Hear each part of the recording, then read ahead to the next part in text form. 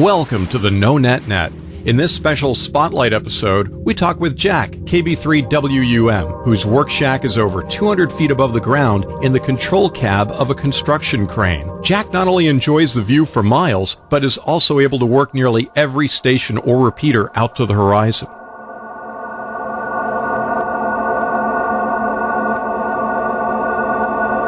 Welcome to the K3GMR Echolink repeater in Bladensburg, Maryland. KB3WFV conference. That's interesting. KB3WUM. Yeah, hello Jack, KB3WFV. Conferencing by way of Echolink with our friend Clark, N1BCG. He's kind of listening along here. He may jump in once or twice here as we go along. And I thank you for catching up with us here on the K3GMR repeater in Bladensburg there. Yeah, well, hello, Brian. It's always good to hear you. And Clark, I know that you're in listening mode there. Morning. WUM, Jack in Washington, D.C. Yeah, this Bladensburg machine does a pretty good job. You know, Clark and I have been doing a couple of these no-net videos here, and we kind of highlight interesting stories of hams. And for those that are listening here, you and I have known each other for quite some time, and you probably have one of the most unique operating positions of any ham radio operator. And I was hoping that you could tell us about it there. Tell us what you do for a living and where you're at there. Sitting up way high in the sky there, Jack. Go ahead.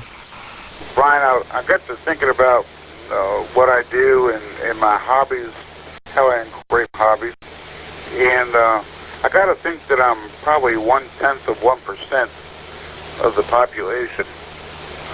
I am high above the street level of Washington, D.C., the nation's capital here, and I really get a great privilege of being able to work in this city as a tower crane operator. You know, those tall cranes that are that assist in constructing skyscrapers and apartment buildings, etc., etc.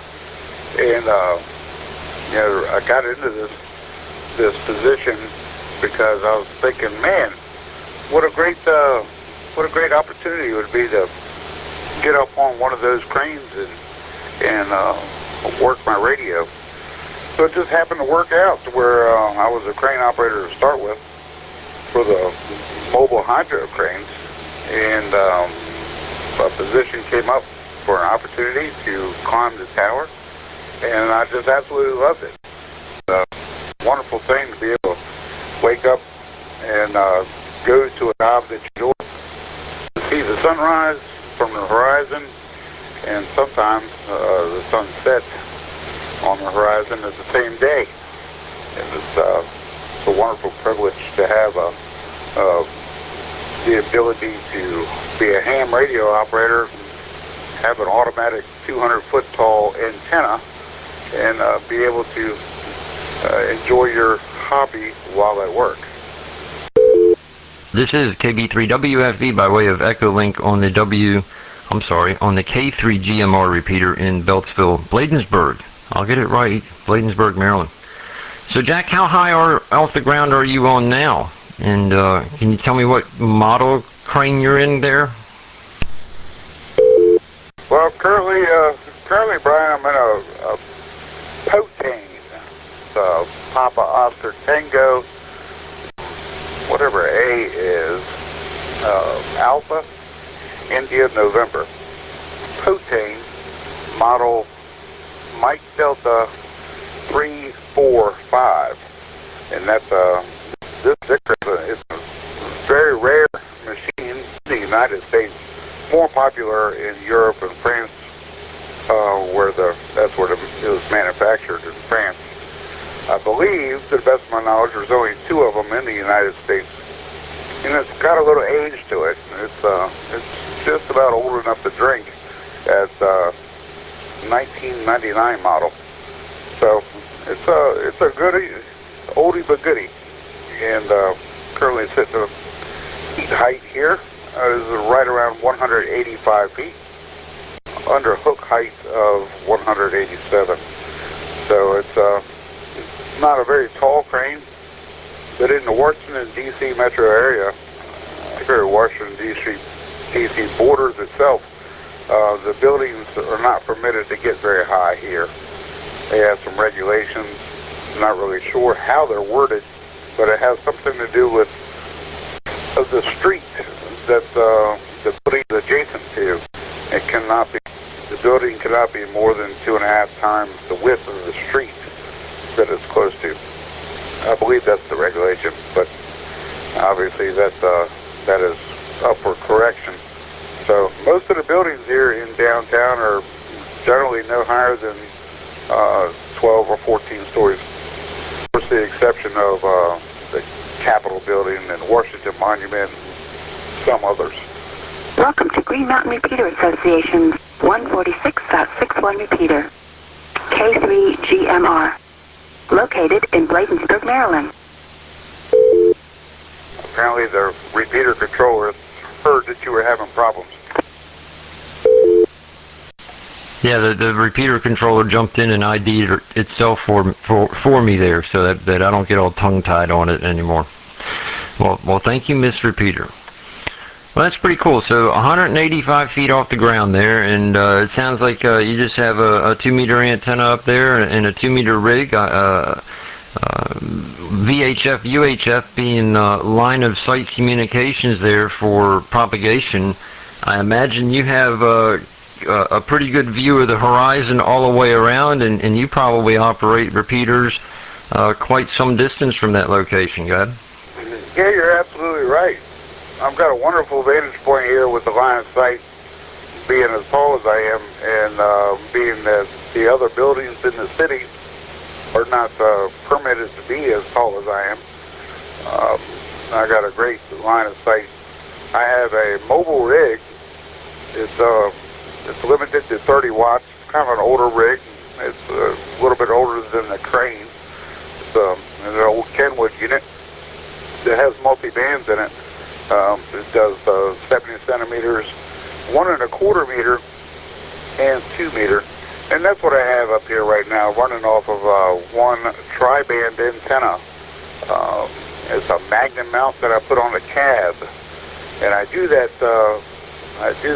very low-profile, low-gain antenna for a reason. And that's because when I first got in here, Brian, I put up a fiberglass base station antenna, thinking, man, with my 50-watt mobile rig and a fiberglass base station antenna, I'll be able to work the world, and I could, but fortunately or unfortunately, whichever way you want to look at it, my high gain antenna and 50 watts was really causing havoc up and down the East Coast.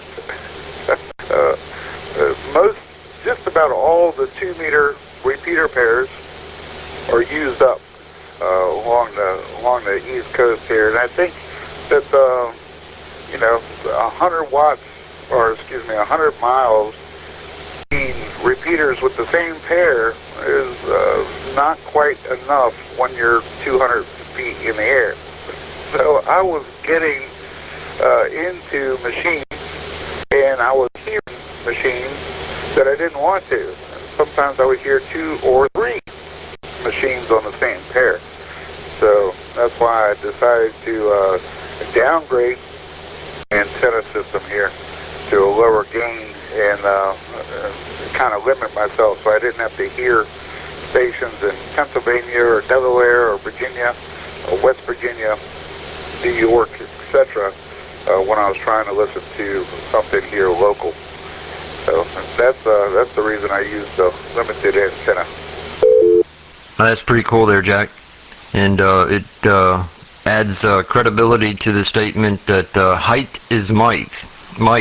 So if you get, you and I have a mutual friend in the tower radio tower industry, cell phone tower industry, and I think he says that you can put up any tower over 200 feet has to have the red blinking lights and registered with the FCC and so on and so forth. And he says to me all the time that he puts up a lot of 199 foot towers there, Jack, and that can certainly be an advantage. So, what other modes or operations have you done from the tower crane there, Jack? You got a 200 or 185 foot tower section going vertical, and then you have several feet of boom out in front of you too, don't you? 200 foot boom hanging out in front of you there. I imagine you've often thought about creative ways of turning that into a giant beam there. Go ahead. Oh, you're so right. Boy, I have dreamt and I have dreamt and I have thought about ways to load this tower and make a 160-meter beam. I have thought about hanging wire, long wire off the jib, all kinds of fun antenna ideas, but nothing for long-term use, of course. But it would be really fun to work like the Maryland QSO party or something along those lines, field day, anything, or one of those types of events where it would just be fun to point and shoot HF. I've actually thought about it quite a bit. I have run HF up here, by using a slinky antenna where I would stretch it out in between the tower top and the counter deck, and that it didn't do terrible.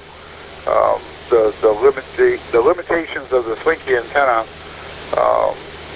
were overcome by my height, I think. And I have my Icom 706 Mark II-G with the auto tuner, and it really worked out pretty decent. Don't have it currently up here.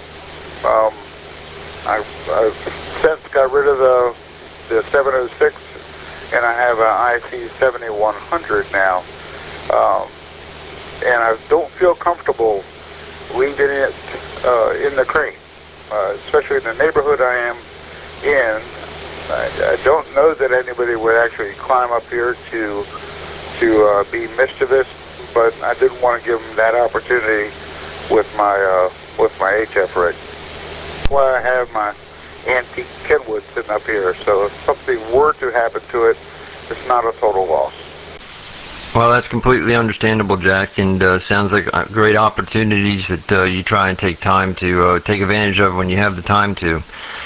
But so just for clarification, and I'm trying to be careful here because I understand your situation there, but everybody else may not. You actually climb a ladder 200 feet up into the air and crawl into a cab. So you're sitting 200 feet in the air, and you have your 2-meter rig there and a 6 or 8 foot piece of coax out to a tri-band magnet mount antenna. Talk about low losses.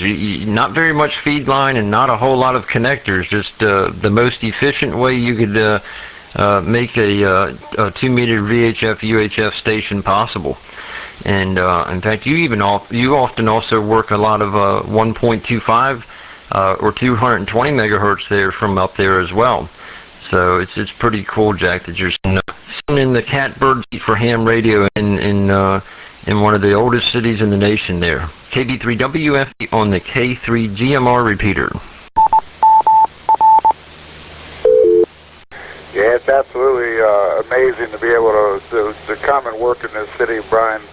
And it's an amazing opportunity that I have to play radio while at work. Obviously, work comes first.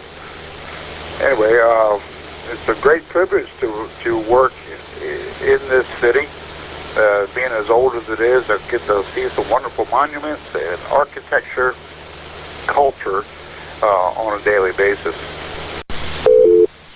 It is a very nice city, and if you slow down and take the time to look around there, you can see a lot of history to it. So, Jack, you've been a ham radio operator for a while, and I know you blame me for dragging you into the hobby there, but it sounds like you grabbed the bull by the horns and having a lot of fun there. What advice would you have for new ham radio operators there? Yeah, well, that's a great question. Our advice for new amateurs that are coming into the hobby now is don't be afraid of the microphone. Do not be afraid of the microphone. You're going to come across all kinds of characters.